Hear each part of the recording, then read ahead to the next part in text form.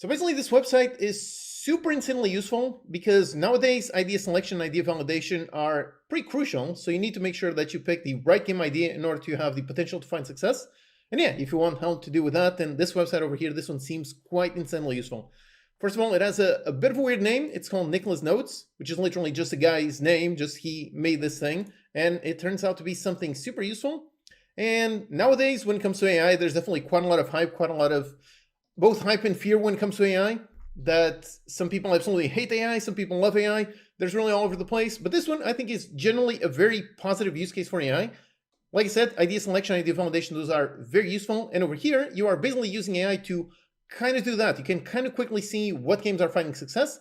And specifically, you can see why they are finding success. You can see what players like about them, and you can see those at a glance.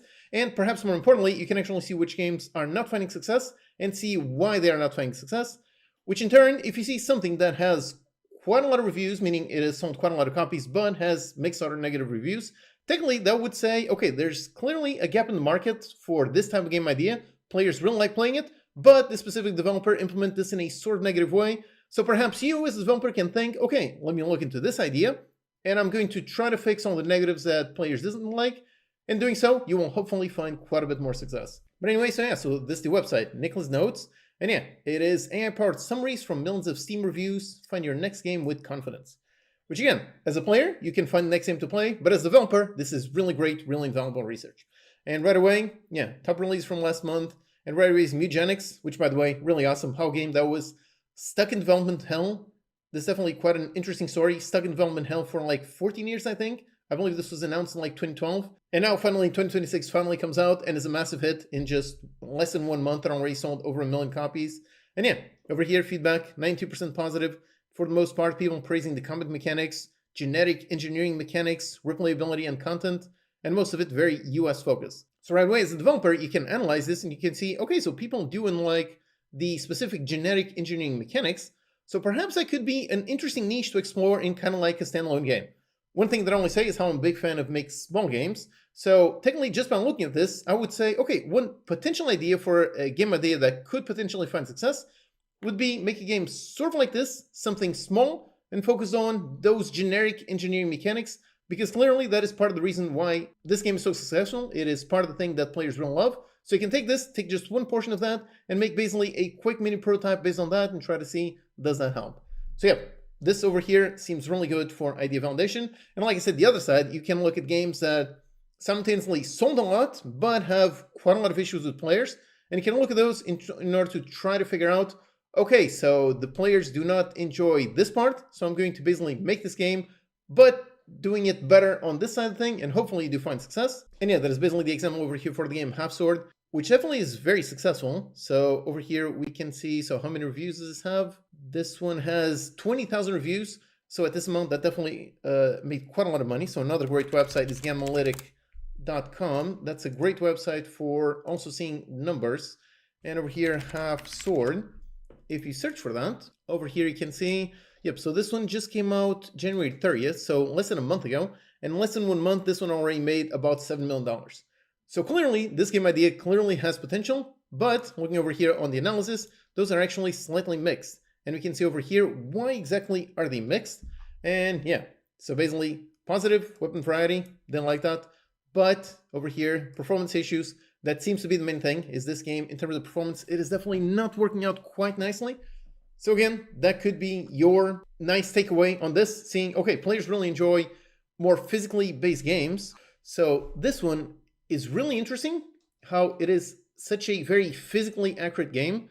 So clearly there is an audience that wants this, wants something that is very physically accurate, but apparently it is mixed. So players do not enjoy the performance issues, they do not enjoy how some of the physics are slightly wonky. So yeah, having mixed with 14K reviews much better than over positive with 100 reviews. But that's kind of the point when it comes to research, which is how, yeah, so you can look at this, you can see 14K reviews, basically that proves that this idea, this concept does have a lot of potential, does have a lot of players interested in it. So if you take this, you already know, okay, so this game idea already has potential by default because it's already validated. Like I said, idea selection validation is one of the most crucial things.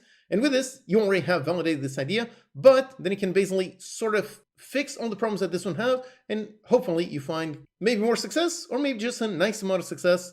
Basically, it's better than just starting off a game idea just from scratch, just from random.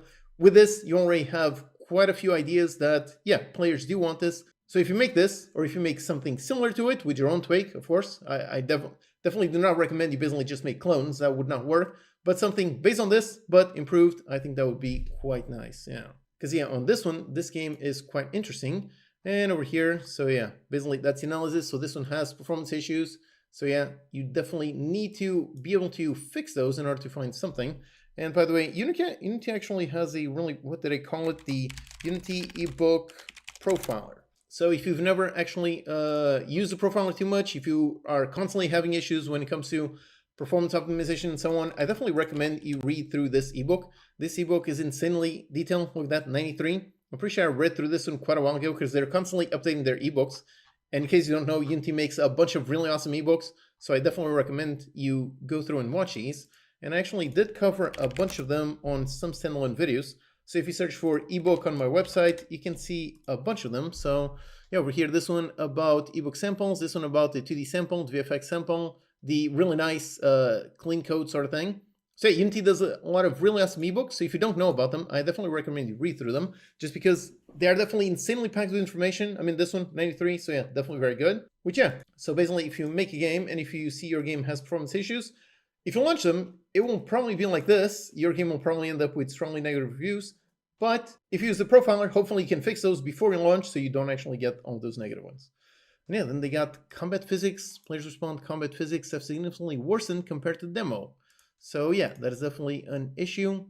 And yeah, this is a real nice analysis. And like I said, this is basically summary of Steam reviews. Basically, this is a really great use case for AI, how it gives you all the great overview so you don't have to read literally 18,000 reviews. You can literally just go through this and you can see what do players like, what are players neutral, negative, and strongly negative. And yeah, based on those, you can help pick better ideas that do have chances of finding success. So yeah, you can browse through all of them. So Reanimal, that one is quite positive, but apparently people have concerns with game length. I believe I heard about this one, and I believe it's like a $40 game, but only has like 3 hours of content. And I think that's part of the reason why players are a bit annoyed about it. Yeah, most players 4 to 7 hours, but yeah, I'm pretty sure that it's a very expensive game, or relatively expensive.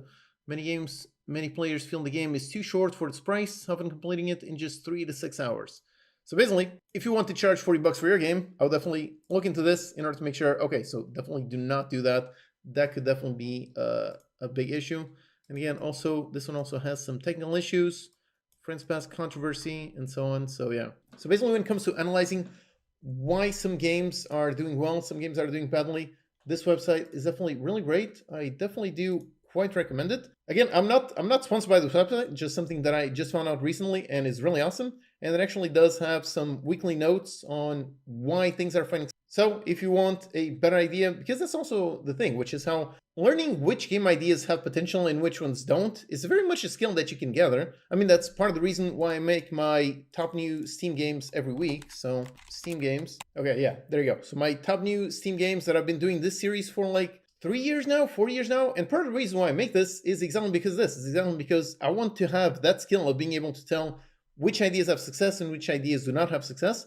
In order to be able to analyze that, in order to be able to gain that skill, really the only way you do it is really just watch tons of games, try to see these ones found success, these ones do not. And basically over time, you kind of get a sense as to why was this one successful, why was this one not successful, and then you can basically apply that skill in order to pick better ideas for your own games that you're going to work on in the future.